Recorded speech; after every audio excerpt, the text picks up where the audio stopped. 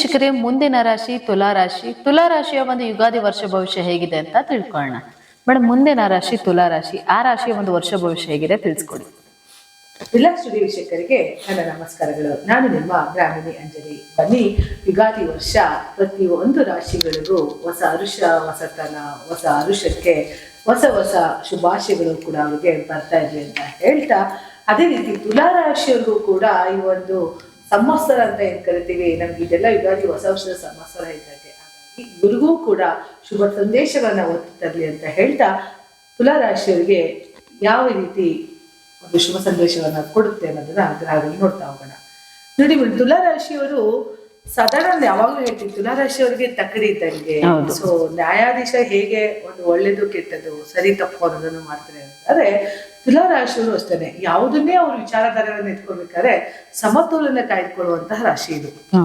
ಯಾಕೆಂತಂದ್ರೆ ತಕ್ಕಡಿ ಎಂದಾಗ ಒಂದು ಹೆಚ್ಚಾಗತ್ತೆ, ಒಂದು ಕಡಿಮೆ ಆಗುತ್ತೆ. ಬಟ್ ಸಮತೋಲನ ಕಾಯ್ಕೋಬೇಕು ಅಂತಂದಾಗ ಇಟ್ಕೊಳ್ಳುವಂತಹ ಗ್ರಿಪ್ ಇದೆಯಾ, ಅದು ಕರೆಕ್ಟಾಗಿರ್ಬೇಕು.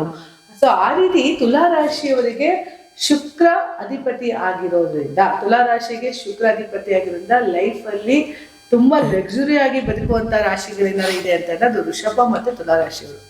ಯಾಕೆಂದ್ರೆ ಸ್ಟಾರ್ಟಿಂಗ್ ಅವ್ರನ್ನ ತಗೊಳ್ಳುವಂತಹ ಪರಿಸ್ಥಿತಿ ಬಡ ಕುಟುಂಬದಲ್ಲಿ ಇದ್ರೂ ಕೂಡ ಶ್ರೀಮಂತಿಕೆನ ಅನುಭವಿಸುವಂತಹ ರಾಶಿಗಳೇನಾರು ಇದೆ ಅಂತ ಅಂದ್ರೆ ಅದು ತುಲಾ ಮತ್ತೆ ವೃಷಭ ಅಂತ ಹೇಳ್ತಾ ಹೋಗ್ಬೋದು.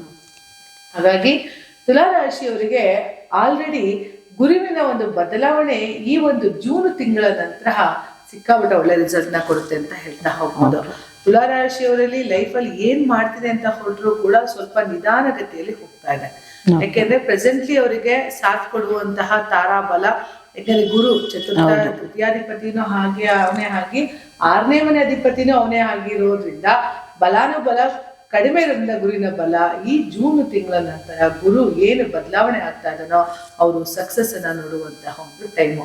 ಯಾಕೆಂತ ಅಂದ್ರೆ ಯಾವುದೇ ಉದ್ಯೋಗ ಆಗಿರ್ಬೋದು, ಯಾವುದೇ ವಿವಾಹ ಅಂತ ಹೇಳ್ಬೋದು, ಅದಕ್ಕೆ ಗುರು ವೆರಿ ಇಂಪಾರ್ಟೆಂಟ್. ಗುರುವಿನ ಒಂದು ದೃಷ್ಟಿ ನಿಮ್ಮ ಒಂದು ರಾಶಿಗೆ ಬೀಳ್ತಾ ಇದೆ ಅಂತ ಅಂದ್ರೆ, ಹಾಗಾಗಿ ಗುರುವಿನ ಒಂದು ದೃಷ್ಟಿ ತುಲಾ ರಾಶಿಯ ಮೇಲೆ ಇರೋದ್ರಿಂದ ಏನಾಗುತ್ತೆ, ಲೈಫ್ ಅಲ್ಲಿ ತುಂಬಾ ಚೇಂಜಸ್ ನ ನೋಡ್ತಾ ಹೋಗ್ಬೋದು ತುಲಾ ರಾಶಿಯವರು. ಪ್ಲಸ್ 6ನೇ ಮನೆ ಶನಿ ಇರೋದ್ರಿಂದ ಎಲ್ಲೋ ಒಂದು ಕಡೆ ಈ ಶತ್ರುಗಳು ದಮನ ಆಗುವಂಥದ್ದು, ರೋಗ ಋಣಸ್ಥಾನ ಅಂತೀವಿ, ಸಾಲಗಳು ಸ್ವಲ್ಪ ಕಡಿಮೆ ಆಗ್ತಾ ಹೋಗೋದು. ಈಗ ಪ್ರಾಫಿಟ್ ಬಂದ್ರೆ ತಾನೇ ಸಾಲ ತೀರ್ಸ್ಕೊಳ್ಳೋಕೆ ಹೋಗೋದು, ಆದ್ರೆ ಯಾಕೋ ಪ್ರಾಫಿಟ್ ಬರೋದ್ರಲ್ಲಿ ಸ್ವಲ್ಪ ಅಡೆತಡೆಗಳಾಗ್ತಾ ಇದೆ ಅಂತ ತುಲಾ ರಾಶಿಯವ್ರಿಗೆ ಹೇಳ್ಬೋದು. ಯಾಕಂದ್ರೆ 11ನೇ ಮನೇಲಿ ಕೇತು ಇದ್ದಾನೆ, ಲಾಭಾಂಶದಲ್ಲಿ ಕೇತು ಕೊಡ್ತಿದ್ದಾನೆ ಅಂದಾಗ ಕೇತು ಕಟಿಂಗ್ಸ್ ನ ಕೊಡ್ತಾ ಹೋಗ್ತಾನೆ. ಅದೇ ಸ್ಪಿರಿಚುವಲ್ ಮೂಮೆಂಟ್ಸ್ ಆಗಿರ್ಬೋದು, ಇನ್ನೊಂದು ಮತ್ತೊಂದ್ರಲ್ಲಿ ಏಕಾಗ್ರತೆನ ಜಾಸ್ತಿ ಮಾಡ್ತಾ ಹೋಗ್ತಾರೆ. ಅಂದ್ರೆ ನಾನು ಏನಾದ್ರು ಒಂದು ಕೆಲಸ ಕಾರ್ಯಗಳನ್ನ ಮಾಡೋದ್ರಲ್ಲಿ ಬೇರೆ ತರ ಮಾಡೋಣ, ಕ್ರಿಯೇಟಿವಿಟಿ ಮೈಂಡ್ ಇರ್ಬೋದು, ಇಂಥವನ್ನೆಲ್ಲ ಕೇತು ಕೊಡ್ತಾ ಹೋಗ್ತಾರೆ. ಜೊತೆಗೆ ಶನಿ ಆಗಲಿಲ್ಲ ಏನಾಗುತ್ತೆ, ರೋಗ ಋಣಸ್ಥಾನದಲ್ಲಿ ಸ್ವಲ್ಪ ಸಾಲಗಳನ್ನ ತೀರ್ಸ್ಕೊಳ್ತಾ ಬರ್ತಾರೆ. ಈ ಸಾಲಗಳು ಎಷ್ಟು ತೀರ್ಸ್ಕೊಳ್ ಬರೋಕೆ ಸಾಧ್ಯತೆ ಆಗುತ್ತೋ ಅಷ್ಟು ತುಲಾ ರಾಶಿಯವರು ತೀರ್ಸ್ಕೊಳಕ್ ನೋಡ್ತಾರೆ. ಯಾಕೆಂದ್ರೆ ಅವ್ರು ಏಕದಮ್ ಸಾಲ ಮಾಡುವಂತಹ ರಾಶಿ ಅಲ್ಲ ತುಲಾ ರಾಶಿಯವರು, ಇರೋದ್ರಲ್ಲೇ ಜೀವನ ಮಾಡುವಂತಹ ರಾಶಿಗಳು. ಯಾಕೆ ಸಮತೋಲನ ಕಾಯ್ಕೊಳ್ಬೇಕಲ್ಲ, ಕೆಟ್ಟದಾಗ್ಲಿ ಒಳ್ಳೇದಾಗ್ಲಿ, ಲಾಭಾಂಶ ಆಗ್ಲಿ ನಷ್ಟ ಆಗ್ಲಿ, ಸಮತೋಲನ ಕಾಯ್ಕೊಳ್ಳುವಂತಹ ಒಂದು ರಾಶಿ. ಮತ್ತೆ ತುಲಾ ರಾಶಿಯವರು ಹೇಗೆ ಅಂತ ಅಂದ್ರೆ, ಇದ್ದಾಗ ಹಬ್ಬ ಮಾಡ್ತಾರೆ, ಭರ್ಜರಿ ಹಬ್ಬ, ಇಲ್ದಿದ್ದಾಗ ತೆಪ್ಪಗಿರ್ತಾರೆ. ಆ ರೀತಿ ರಾಶಿಯವ್ರಿಗೆ ಏನಾಗುತ್ತೆ ಅಂತ ಅಂದ್ರೆ, ಕೈ ದುಡ್ಡಲ್ಲಿದ್ದ ಮೋಜು ಮಸ್ತಿ ಜಾಸ್ತಿ ಮಾಡ್ತಾರೆ, ಅಥವಾ ಲೈಫ್ ಅಲ್ಲಿ ಏನಾದ್ರು ಒಂದು ಮಾಡ್ಬೇಕು ಅಂತ ಮುಂದೋಗ್ತಾರೆ, ಏನು ಇಲ್ದಾಗ ಸೈಲೆಂಟ್ ಅಂತ ಕುತ್ಕೊಂಡ್ಬಿಡ್ತಾರೆ ಈ ರೀತಿ. ಹಾಗಾಗಿ ಈ ತುಲಾ ರಾಶಿಯವ್ರು ಸ್ವಲ್ಪ ಏನ್ ಮಾಡ್ಬೇಕು ಅಂತ ಅಂದ್ರೆ, ಏನು ಇರ್ಲಿ ಅಥವಾ ಇಲ್ಲೇ ಇರ್ಲಿ, ಸೊ ನಾವು ಕ್ಯಾಶುಯಲ್ ಆಗಿ ಒಂದೇ ತರ ನೋಡ್ತಾ ಹೋಗ್ಬೇಕು. ಅದ್ರ ಜೊತೆಗೆ ಗುರು 10ನೇ ಮನೆ ದಶಮ ಸ್ಥಾನಕ್ಕೆ ಪ್ರವೇಶ ಮಾಡ್ತಾ ಇದ್ದಾನೆ, ಭಾಗ್ಯದಿಂದ ದಶಮ ಸ್ಥಾನಕ್ಕೆ ಗುರು ಪ್ರವೇಶ ಮಾಡ್ತಾ ಇದ್ದಾನೆ ಅಂತ ಅಂದ್ರೆ, ಎಲ್ಲೋ ಒಂದು ಕಡೆ ಇವರಿಗೆ ಕೆಲಸದ ವಿಚಾರದಲ್ಲಿ ಶುಭ ಸಂದೇಶಗಳನ್ನ ನೋಡುವಂಥದ್ದು. ಅದೇ ಯಾವ್ದಾರ ಹೊಸ ಕೆಲಸ ಮಾಡುವಂಥದ್ದು, ಅಥವಾ ಹೊಸ ಕೆಲಸಕ್ಕೆ ಸೇರ್ಕೊಳ್ಳುವಂಥದ್ದು, ಅಥವಾ ಇವರೇ ಯಾವ್ದಾರ ಒಂದು ಹೊಸ ಬಿಸ್ನೆಸ್ ನ ಶುರು ಮಾಡುವಂಥದ್ದನ್ನ ಖಂಡಿತ ತುಲಾ ರಾಶಿಯವರಿಗೆ ಯಾವಾಗ ಜೂನ್ ತಿಂಗಳ ನಂತರ ಗುರು ಕಟಕ ರಾಶಿಗೆ ಬರ್ತಾನೋ, ಗುರು 10ನೇ ದಶಮ ಸ್ಥಾನದಲ್ಲಿ ಉಚ್ಚ ಸ್ಥಿತಿಯಲ್ಲಿ ಕೊಟ್ಟಿರ್ತಾನೋ, ಇವರ ಏಳಿಗೆಯನ್ನ ನೋಡುವಂತಹ ಒಂದು ಟೈಮ್. ಹಾಗಾಗಿ ತುಲಾ ರಾಶಿಯವರು ಯಾರೆಲ್ಲ ಇದ್ದೀರಾ ಅವರೆಲ್ಲ ಶುಭ ಸಂದೇಶಗಳನ್ನ ಕಾಯ್ಬೇಕು, ನನಗೆ ಶುಭ ಸಮಾಚಾರಗಳು ಬರ್ಬೇಕು, ನಂಗೆ ಒಳ್ಳೇದಾಗ್ಬೇಕು ಅಂತಂದ್ರೆ ದಯವಿಟ್ಟು ಜೂನ್ ವರೆಗೂ ತಾಳ್ಮೆಯಿಂದ ಇರಿ. ಗುರುವಿನ ಕೃಪಾ ಕಟಾಕ್ಷ ನಿಮ್ಮ ಒಂದು ಉದ್ಯೋಗ ದಶಮ ಸ್ಥಾನದ ಮೇಲೆ ಬರ್ತಾ ಇದೆ. ಹಾಗಾಗಿ ಒಳ್ಳೇದನ್ನೇ ನೋಡ್ತಾ ಹೋಗ್ತಾರೆ. ನೋಡಿ, ಒಬ್ಬ ಮನುಷ್ಯನಿಗೆ ಬೇಕಾಗಿರೋದು ಏನು ಅಂತ ಅಂದ್ರೆ ಉದ್ಯೋಗ, ಹೌದು, ಅದ ನಂತರ ಲಾಭ.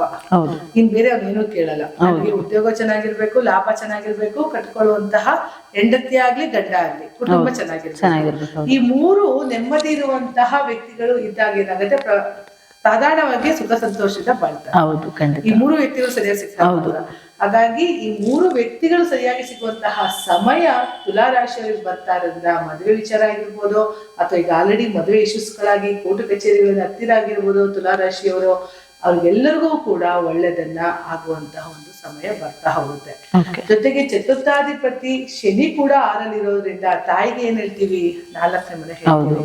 ಸೊ ಚತುರ್ಥಾಧಿಪತಿ ಶನಿ ನಿಮಗೆ ಆರೋದ್ರಿಂದ ತಾಯಿ ಅನಾರೋಗ್ಯದಿಂದ ಇರೋದು, ಅದರಿಂದ ಅಧಿಕ ಖರ್ಚುಗಳು ಆಗುವಂಥದ್ದು, ವೆಚ್ಚಗಳು ಆಗುವಂಥದ್ದು, ಮಾನಸಿಕ ಒಂದು ಅಶಾಂತಿಯಿಂದ ನೆಮ್ಮದಿಯನ್ನು ಕಳ್ಕೊಳ್ಳುವಂಥದ್ದಾಗೋದ್ರಿಂದ ಸ್ವಲ್ಪ 6ನೇ ಮನೆ ಶನಿ ಕೂಡ ಬದಲಾವಣೆ ಆಗೋವರೆಗೂ ವೇಟ್ ಮಾಡ್ಬೇಕಾಗುತ್ತೆ ತುಲಾರಾಶಿಯವರು. ಸೊ ಸಪ್ತಮಕ್ಕೆ ಹೋಗ್ತಾನೆ.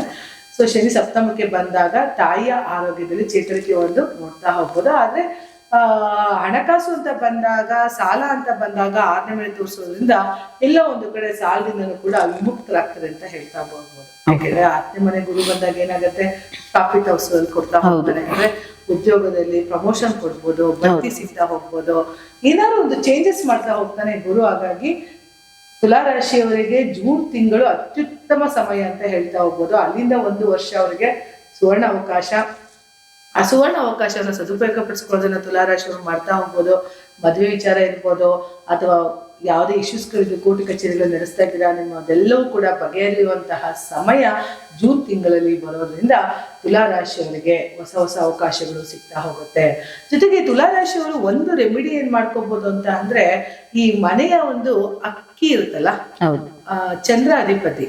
ಸೊ ಶುಕ್ರಕ್ಕೆ ಅಧಿಪತಿ ಬಂದು ಅವರೆಕಾಳು. ನೀವೆಲ್ಲಿ ಅಕ್ಕಿ ಡಬ್ಬ ಇಟ್ಟಿರ್ತೀರಲ್ಲ, ಅಲ್ಲಿ ಒಂದು ಅವರೆಕಾಳು ಡಬ್ಬನ ಇಡಿ. ಫೈನಾನ್ಸ್ ತುಂಬಾ ಚೆನ್ನಾಗಾಗ್ಬೇಕು ಅಂತ ಅಂದ್ರೆ ತುಲಾರಾಶಿಯವರು ಏನ್ ಮಾಡ್ಬೇಕು ಅಂತ ಅಂದ್ರೆ, ಮನೆಯ ಒಂದು ಅಕ್ಕಿಯಲ್ಲಿರುತ್ತೆ ನೋಡ್ಕೊಳ್ಳಿ, ಅಕ್ಕಿ ಡಬ್ಬ, ಅದ್ರ ಪಕ್ಕದಲ್ಲಿ ಒಂದು ಅವರೆಕಾಳು ಡಬ್ಬನ ಇಡ್ತಾ ಬನ್ನಿ. ಸಿಕ್ಕಾಪಟ್ಟ ಸಕ್ಸಸ್ ನ ನೋಡ್ತಾ ಹೋಗ್ತೀರಿ. ಇದ್ರ ಜೊತೆಗೆ ಮತ್ತಷ್ಟು ಸಾಲದಿಂದ ವಿಮುಕ್ತರಾಗ್ಬೇಕು ಅಂತ ಅಂದ್ರೆ, ಈ ಅವರೆಕಾಳು ಡಬ್ಬದ ಪಕ್ಕನೆ ಹೆಸರುಕಾಳು ಡಬ್ಬನ ಇಡ್ಬೇಕು.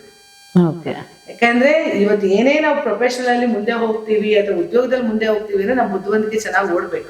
ಆ ಬುದ್ಧಿವಂತಿಕೆ ಬಲಾಢ್ಯವಾಗಿ ಕುತ್ಕೋಬೇಕು ಅಂತ ಅಂದ್ರೆ, ನಿಮ್ಮ ಮನೆಯಲ್ಲಿ ಅಕ್ಕಿ ಡಬ್ಬಿ ಇರುತ್ತೋ, ಅಕ್ಕಿ ಡಬ್ಬಿ ಪಕ್ಕದಲ್ಲಿ ಅವರೆಕಾಳು ಇಡಿ, ಅವರೆಕಾಳು ಡಬ್ಬದ ಪಕ್ಕದಲ್ಲಿ ಹೆಸರುಕಾಳು ಡಬ್ಬ ಇಡಿ.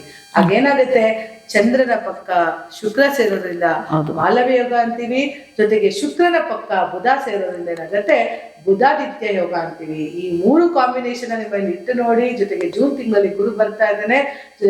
ಜೊತೆಗೆ ಗುರುವಾರದ ದಿನ ಮಂತ್ರಾಲಯಕ್ಕೆ ಹೋಗುವಂಥದ್ದು ಅಥವಾ ಗುರುವಾರ ದಿನ ರಾಘವೇಂದ್ರ ದರ್ಶನಗಳನ್ನ ಮಾಡೋದ್ರಿಂದ ಖಂಡಿತ ತುಲಾರಾಶಿಯವರಿಗೆ ಒಳ್ಳೇದಾಗುತ್ತೆ ಅಂತ ಹೇಳ್ತಾ, ಈ ಒಂದು ಯುಗಾದಿಯ ಸಂವತ್ಸರ ಶುಭ ಫಲಗಳನ್ನೇ ತಂದ್ಕೊಂಡು ಅಂತ ಹೇಳ್ತಾ ನನ್ನ ಮಾತನ್ನ ಮುಗಿಸ್ತಾ ಇದ್ದೀನಿ. ನಮಸ್ಕಾರ. ನೋಡಿದ್ರಲ್ಲ ವೀಕ್ಷಕರೇ, ಈ ಒಂದು ತುಲಾರಾಶಿಯ ಯುಗಾದಿ ವರ್ಷ ಭವಿಷ್ಯ ಹೇಗಿತ್ತು ಅಂತ. ಹಾಗಿದ್ರೆ ಬನ್ನಿ ಮುಂದಿನ ರಾಶಿ ಬಗ್ಗೆ ತಿಳ್ಕೊಳ್ಳೋಣ.